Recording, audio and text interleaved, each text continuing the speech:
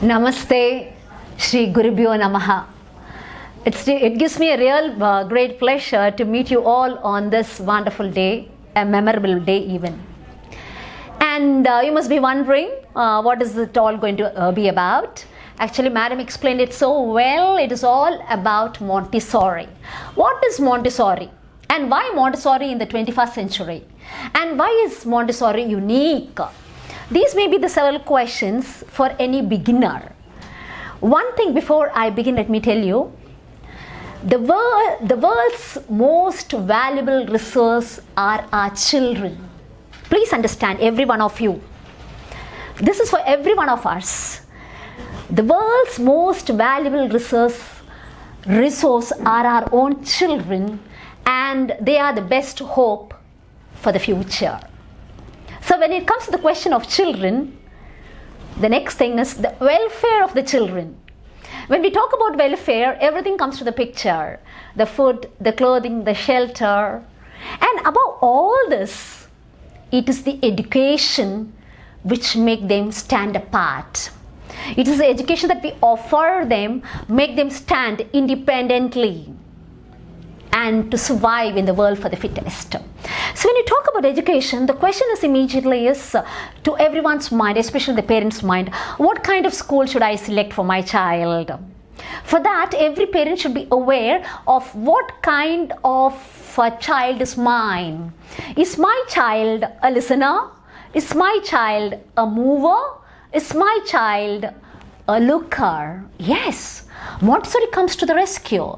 Montessori gives a reply. A clear reply is given by Montessori, because Montessori divides children into three different categories. Some of them are lookers, some of them are listeners, and some of them are movers, the kinesthetic.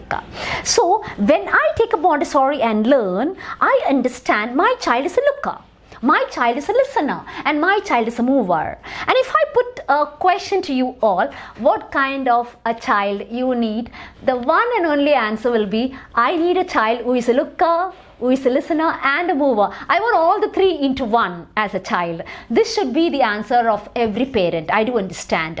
And is this possible? It is possible through Montessori. Montessori can make a looker into a listener and a mover. You can have all these three qualities into one through Montessori. When I say through Montessori, it is nothing but the activities, the wonderful activities, the spontaneous activities that we have in the prepared environment of Montessori can make any child into a looker, a listener and a mover. This is the greatness of Montessori. And actually speaking, you should understand the various underlying principles of Montessori. Montessori is the first system to say, give holistic development through education to children.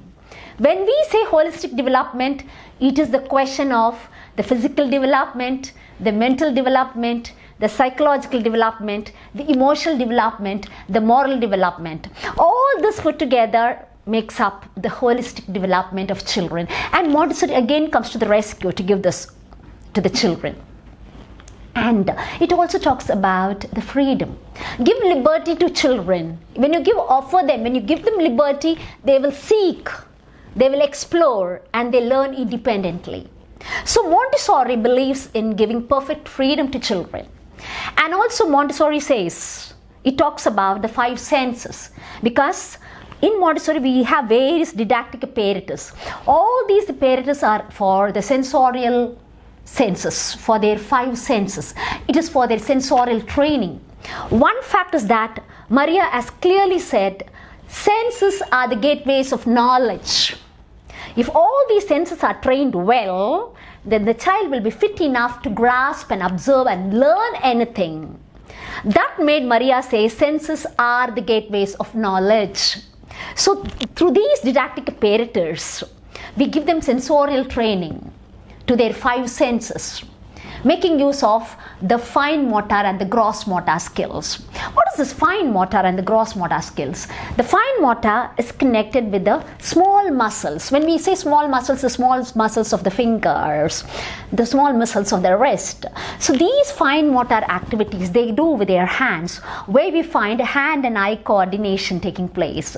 So these these activities come under fine motor, and there is something called as gross motor activities, where the entire muscle of the entire body gets activated. The large muscles get activated. When we say about the large muscles, there are various activities for the large muscles.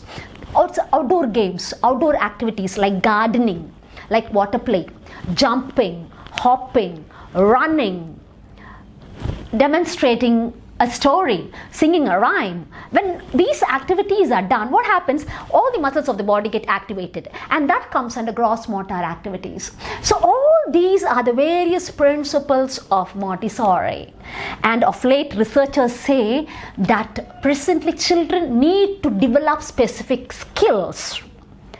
Those specific skills include creative thinking, collaboration, creativity, and communication. So Montessori focuses on these 4 C's. I call them as 4 C's. To begin with, it is critical thinking. It has to be fostered into children. It is very, very important. Especially critical thinking is needed for problem solving. How is it all possible? Through activities it is possible. These various didactic apparatus are called self-corrective devices. So what happens? Children learn through trial and error method. At the first stage, they may not be successful in arranging the spring tower properly. Second time also they may fail. They may fail the third time also. But the fourth time, automatically they learn with a little guidance from the directress, the Montessorian, the Montessori teacher. He or she learns automatically through trial and error method, and that is why we call these apparatus as self-corrective devices. So what happens here? The child organizes his thinking problem.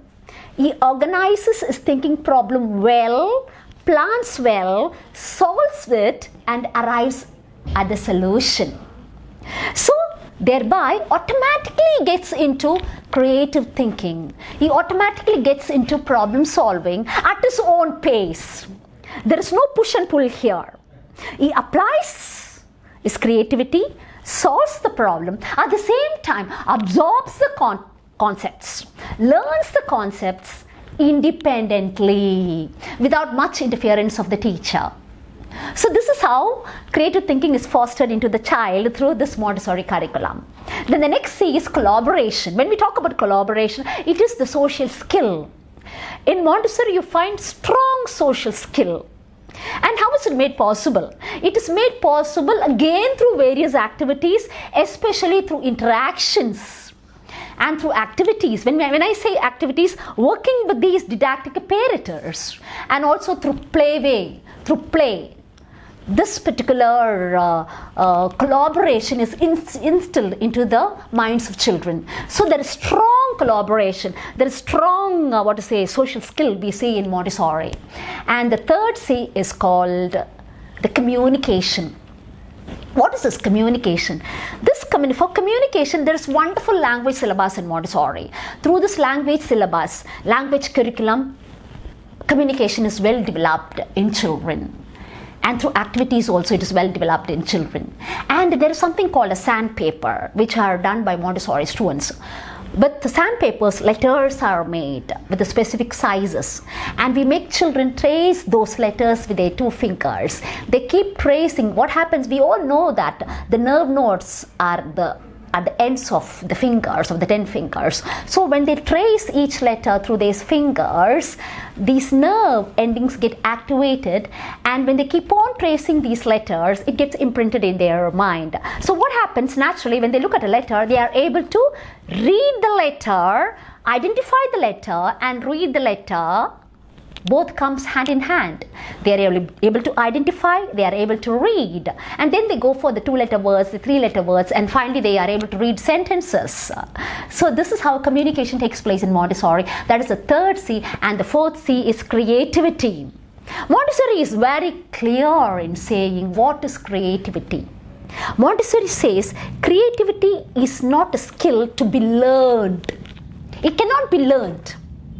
It's a gift of God. but it can be brought into a child because it is actually, Montessori says, creativity is actually it evolves from a long process of cognitive development. How this cognitive development is possible in Montessori? Again, through Montessorians. Montessorians are Montessori teachers. In Montessori, they are not called teachers, they are called directors, because they don't occupy the center part of the stage. Teachers are very passive, they are very soft spoken. They only observe the child and give them guidance only when it is needed by the child. So what happens? This teacher, this Montessorian, this directress, she reduces the stress, the anxiety, and the critical judgment.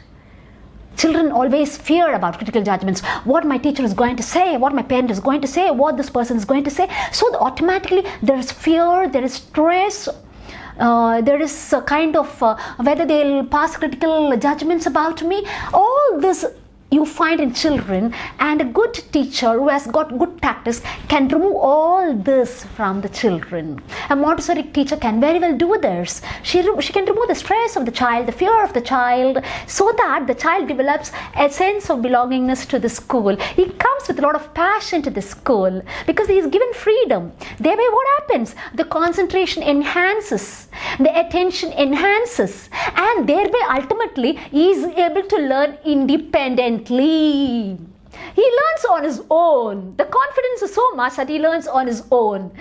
And such an environment, we can very well say, can foster creativity in children all by himself or all by herself. It's sure that such an environment, if you're going to provide to your child, it automatically fosters creative thinking in children. So these are the 4 C's that Montessori instill into every child. Remember, I have already spoken about the motor skills, the fine motor and the gross motor, and these 4 C's.